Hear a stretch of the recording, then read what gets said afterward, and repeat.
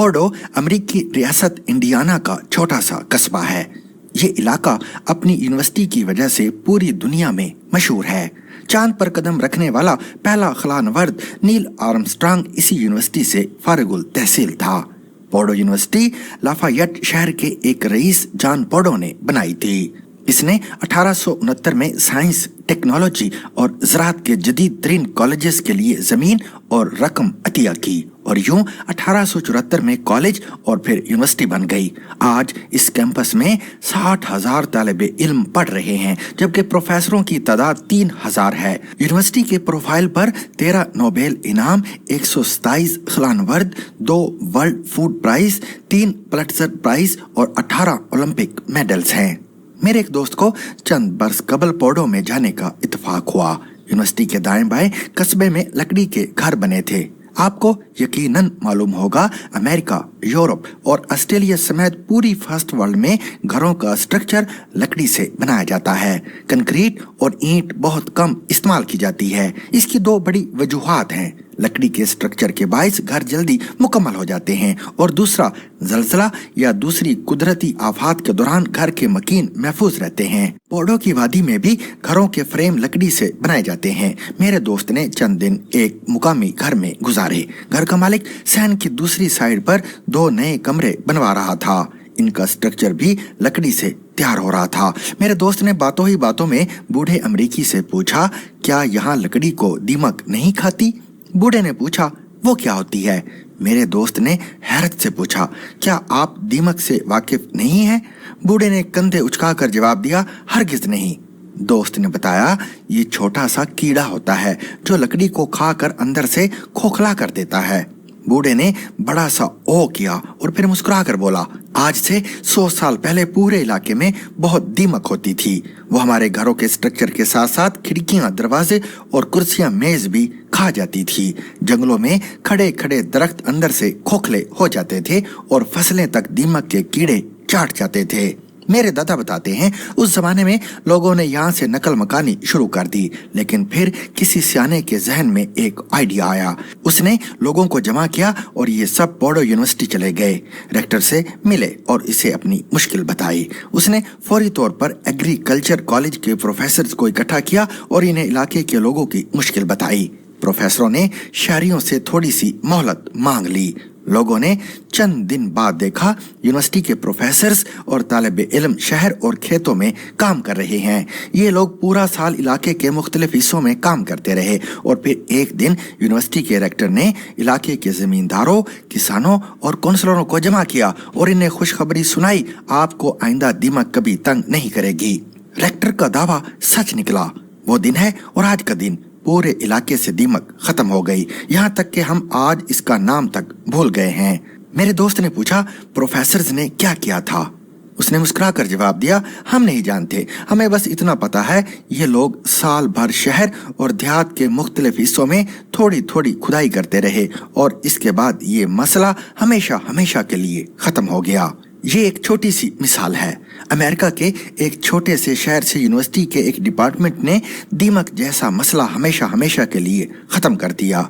हम अगर गहराई में जाकर देखें तो हमें मालूम होगा, दुनिया भर के ज्यादातर मसलों का हल यूनिवर्सिटियों से ही निकलता है। आप अद्वियात को ले लें, गाड़ियों की इंडस्ट्री, कपड़ों और जूतों की मार्केट, नई बीमारियों की तशखीस, खुराक की नई किस्में, तामीरात का मटेरियल, कम्युनिकेशन, हत्ता के नए सियासी निज़ाम तक यूनिवर्सिटियों में ऐजाद और ट्रायल हुए और इसके बाद मुआशरों तक पहुंचे।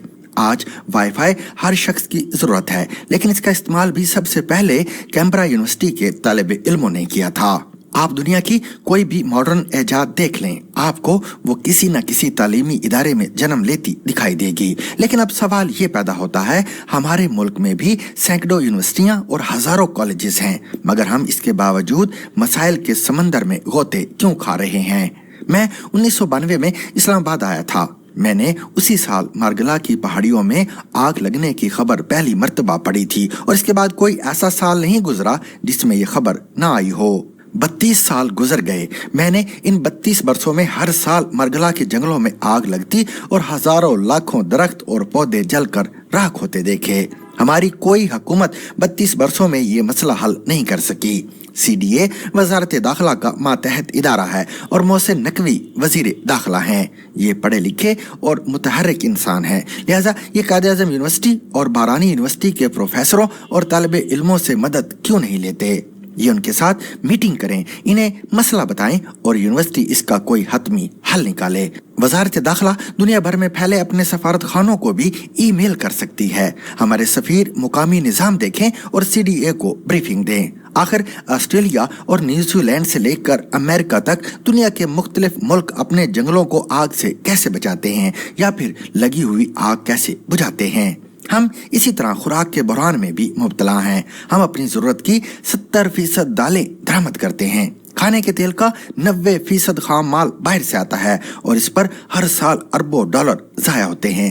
मुल्क में हर साल खुराक की किसी न किसी जिन्स का बहरान भी जरूर पैदा होता है। कभी गंदम ज्यादा हो जाती है और कभी कम, कभी चीनी गायब हो जाती है और कभी ज्यादा। हम दुनिया में दूध पैदा करने वाला चौथा बड़ा मुल्क हैं, लेकिन सदर और वजीर आजम को भी खालिस दूध नसीब नहीं होता और पूरी दुनिया में खुराक देहात में पैदा होती है, लेकिन हमारे किसान भी खाने पीने का सामान शहर से लाते हैं। क्यों? क्या हम मुल्क भर की ज़री यूनिवर्सिटियों के माहिरीन को इकट्ठा करके ये मसला भी हमेशा के लिए ख़त्म नहीं कर सकते? हम मतलूबा खुराक का डाटा बनाएं, मुल्क को आबो हवा और पैदावार के हिसाब से मुख्तलिफ यूनिटों में तकसीम करें और हर यूनिट को किसी एक जिन्स के लिए वक्फ कर दें। इससे हम खुराक के बुरान से भी निकल जाएंगे और किसान भी खुशहाल हो जाएंगे। हम एक ही बार कुकिंग ऑयल का खाम माल भी पाकिस्तान में पैदा क्यों नहीं करते?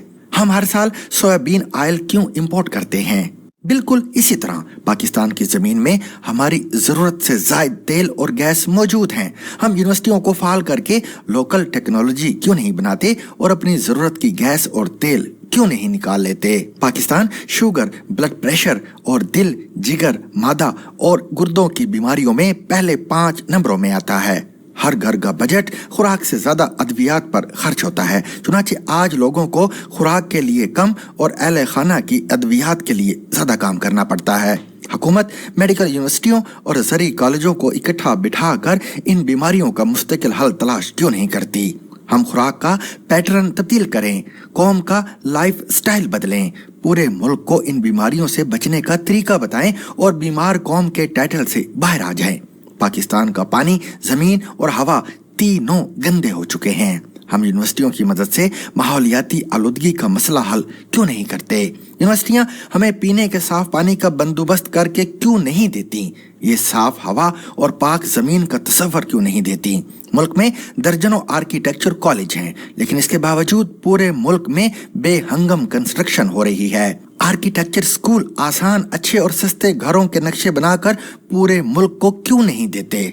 इससे बचत भी होगी और शहर भी एक जैसे और खूबसूरत हो जाएंगे। मुल्क में बेरोजगारी इंतहा को छू रही है। यूनिवर्सिटियां आवाम को छोटे बिजनेस के प्लान और बिजनेस ट्रेनिंग क्यों नहीं देती? इससे मुल्क में रोजगार बढ़ेगा, लोग खुशहाल होंगे। मुल्क में ट्रैफिक का कोई सिस्टम मौजूद नहीं, पुलिस गर्दी आम है, जबकि घरों के अंदर लड़ाइयां चल रही हैं। यूनिवर्सिटियां इनका हल क्यों नहीं निकालती और हुकूमत इन समाजी मामलों में प्रोफेसरों और रिसर्चर की मदद क्यों नहीं लेती? और आखिरी सवाल, अगर हमारी यूनिवर्सिटियों, प्रोफेसर्स और रिसर्चर्स ने ये काम नहीं करने तो फिर इनकी जरूरत क्या है?